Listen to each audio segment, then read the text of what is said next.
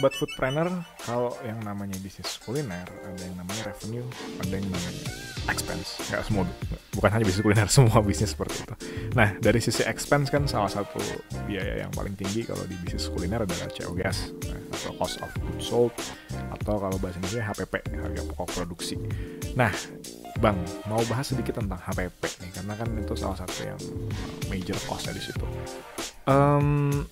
Boleh share nggak Bang, apa sih sebenarnya langkah strategik atau langkah taktis, itu lebih penting sih, langkah taktis yang sudah dijalankan sama CRP Group, akhirnya HPP, pasti kan semua pengen turun seiring waktu gitu, sehingga si cost itu, si HPP-nya ini lama-lama bisa turun gitu. Apa aja sih Bang, boleh di-sharing gitu? Oke, mungkin bahasanya saya lebih suka kalau bagaimana kalau misalnya HPP-nya lebih rasional setiap saat itu ya. Lebih rasional. Okay. Karena kalau turun terus juga ya nggak selalu bisa selalu turun ya, karena kan harga juga bahan baku biasa naik terus dan lain sebagainya. Jadi untuk membuat HPP itu menjadi rasional, itu yang pertama kita harus menetapkan dulu sebenarnya berapa sih harga jual yang kita mau setting ke target market kita. Itu dari awal harus dipastikan, jangan gimana nanti gitu misalnya. Itu yang hal pertama. Baru setelah kita sudah menentukan harga jual yang relevan buat market, baru kemudian akan ditarik kan berapa HPP yang relevan juga untuk supaya perusahaan dapat tingkat profitabilitas yang paling baik untuk bisa survive. Nah, anggaplah keluar angka 40% lah untuk HPP. Baru disitulah kita bermain. Jadi angka-angka secara globalnya ini kita harus set dulu. Gitu. Nah, disitulah kita bermain 40%. Dari 40% ini kita baru nge-breakdown kan bahan-bahan bakunya apa aja yang kita harus pakai dan lain sebagainya. Dari situlah ketika proses pengembangan product development, jangan sampai sudut pandangnya cuma yang penting rasanya enak. Karena dalam bisnis kuliner, apalagi yang marketnya itu sangat kompetitif secara pricing, enak itu perannya itu bukan 100% loh, tapi harga yang affordable itu juga punya peran besar sekali. Sehingga orang-orang product development, tim product development pun harus aware tentang gua nggak harus pakai yang terbaik bahan baku, yang itu adalah termahal, gua nggak harus pakai yang termahal, tetapi yang paling tepat. Karena kalau ada orang bilang cheese itu harus yang original misalnya, harga mahal dan sebagainya. Kalau kita nyasar paket C, mungkin malah nggak suka dengan cheese yang mahal. Iya betul. Mereka suka cheese-nya yang essence. Kalau misalnya nyasar C, kenapa udah HPP-nya tinggi segala macam, margin kecil, nggak disukain lagi buat apa gitu. Jadi tim P&D itu benar-benar product development itu sebenarnya memahami sebenarnya saya lagi buat produk untuk market yang mana sih. Sehingga pemilihan bahan baku, terus campuran-campuran bahan baku yang dipakai atau kualitas setiap bahan baku yang digunakan itu menjadi relevan sesuai dengan target cost yang memang dia mau kejar. Itu satu. Yang kedua, kalau misalnya ternyata ada bahan baku yang punya masa expired cukup bagus, terus kita udah membuat projection sales yang cukup fix juga, kita bisa lihat bisa nggak sih untuk bahan baku yang expirednya anggaplah setahun atau 2 tahun ini kita beli dengan volume banyak.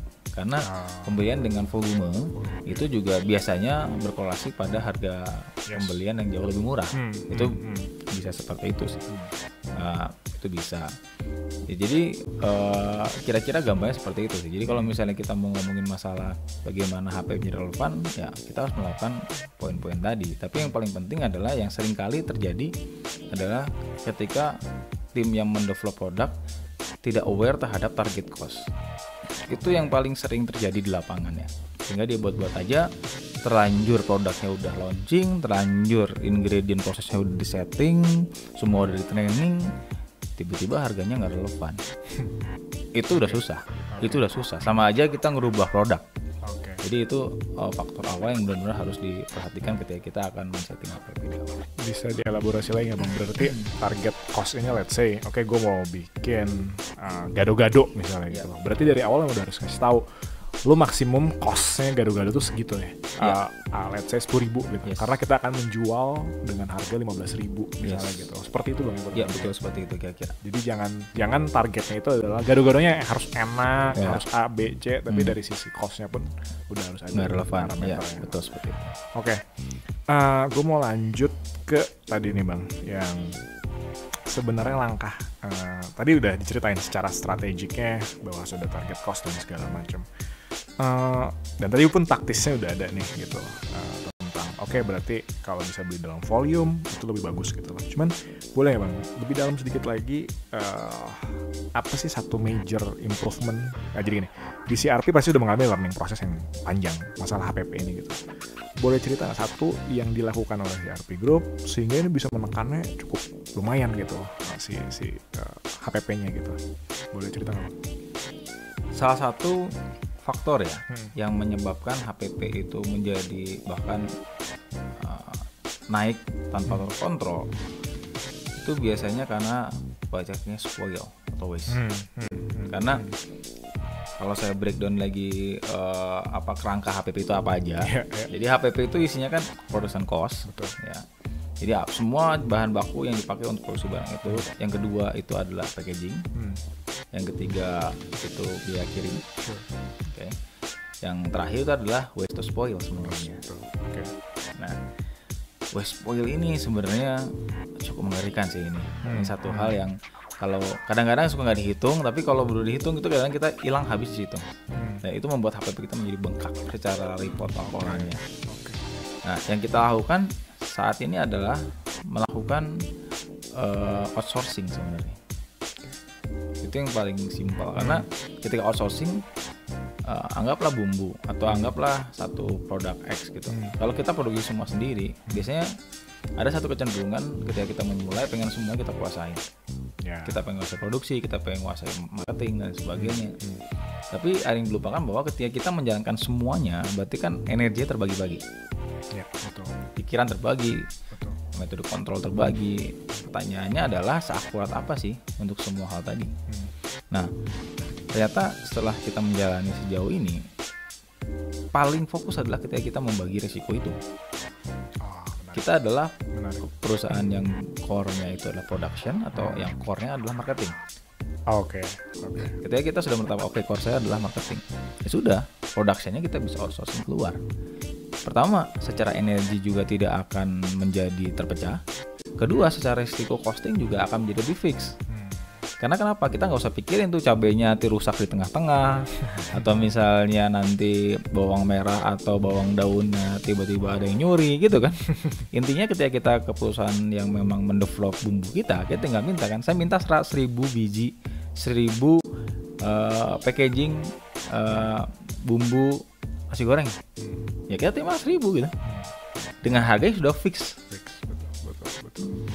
Saya pengen harganya misalnya satu bumbunya Rp1.000. Ya udah kita akan terima 1.000 biji bumbu dengan HPP dengan production cost senilai Rp1.000. Biar urusan. Saya pengen lifetime-nya 6 bulan. Ya 6 bulan gitu. Betul. Dan ketika itu kita lakukan, ya semua resiko-resiko yang membuat menjadi HPP menjadi bengkak itu menjadi lebih terkontrol. Nah, itu yang bisa dilakukan sih untuk teman-teman untuk bisa mengontrol yang HPP kita supaya tetap menjadi relevan ya, apakah dari sisi costingnya atau mungkin dari sisi setelah realisasinya. Ya ada dua ya. Pertama sebelum, kedua setelah jalan. Betul. Nah, yang sebelum dan jalan itu ketika kita outsource sudah kontrol semua di depan. Ini bisa dilakukan oleh UMKM juga nggak Bang? Atau cuma memang ketika dia udah mencapai satu titik skala perusahaan baru bisa kayak gitu cara mainnya? Ketika bisnisnya masih runningnya belum terlalu besar sih menjalankan sendiri masih oke ya, karena kan akan lebih simpel, akan lebih fleksibel. Cuma ketika sudah cukup nggak harus besar sih, medium pun sudah bisa melakukan sebenarnya. Karena di luar sana outsourcing juga punya level juga gitu. Nggak semua selevel kok kita atau selevel Indofood atau selevel perusahaan yang sangat besar ya. Tapi ada yang memang industri rumah tangga juga gitu, yang bisa bermain juga di level bisnis yang masih mulai ya. Dia siap menerima outsourcing. Contoh gampangnya ayam lah. Oke. Kita mau jualan ayam. Kan banyak catering-cateringnya juga jualan ayam. Betul. Bisa daripada kita repot-repot masak ayam segala macam dan lain sebagainya, kenapa nggak kita buka restorannya, ayamnya kita minta aja ke perusahaan catering yang kita kenal, tolong dong buatin ayam, tapi satu hari saya pengen 50 piece dalam waktu 1 bulan ya. Bisa kita terimanya udah setengah matang kan. Masuk ke restoran kita ya tinggal dipanasin aja gitu. Mau tahu, tempe atau mau gorengan, kerupuk segala macam, cari aja vendor-vendor yang memang memproduksi itu. Sehingga itu yang dilakukan supermarket. Iya.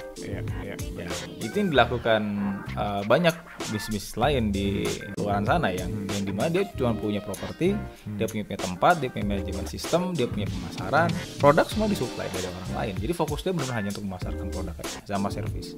Oke, that's a very very insightful ilmu sih. Dan yang last question nih Bang tentang ini, most common mistake atau kesalahan yang paling sering ditemuin deh kalau Abang lihat di teman-teman UMKM perihal kontrol cost ini apa aja sih Bang sebenarnya yang paling sering Abang lihat? Maybe dari study case atau dari cerita segala macam. Kita bicara cost keseluruhan ya. Sebenarnya dari pengalaman yang saya jalani, cost terbesar di bisnis kuliner, mungkin ada yang lain, cuman yang saya alamin itu 2. Yang pertama adalah production cost, HPP yang di dalamnya ada production cost. Yang kedua adalah biaya SDM. Oke. Nah, sebenarnya fokus ini aja. Coba teman-teman review costing yang ada. Biasanya 2 hal ini itu punya kontribusi mungkin lebih dari 70% cost yang ada dalam perusahaan.